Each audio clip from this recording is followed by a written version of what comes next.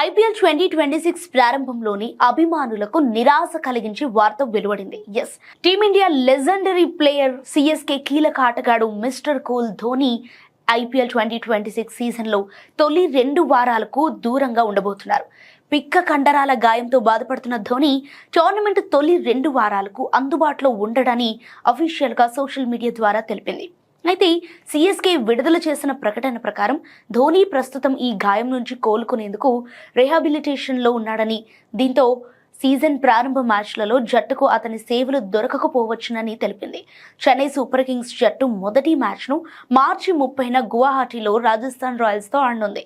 So ఈ కీలక మ్యాచ్లో ధోని లేకపోవటం జట్టుకు ఖచ్చితంగా పెద్ద లోటే. ఈ ఏడాది 45 ఏళ్లు పూర్తి చేసుకున్న ధోని సిఎస్కే జట్టులో ఉన్న 4 వికెట్ కీపర్లలో ఒకరు. అతనితో పాటు సంజు శాంసన్, కార్తిక్ శర్మ, ఉర్విల్ పటేల్ జట్టులో ఉన్నారు. ఐపీఎల్ చరిత్రలో 278 మ్యాచ్లాడి అత్యధిక మ్యాచ్లాడిన ఆటగాడిగా ధోని రికార్డు సాధించాడు.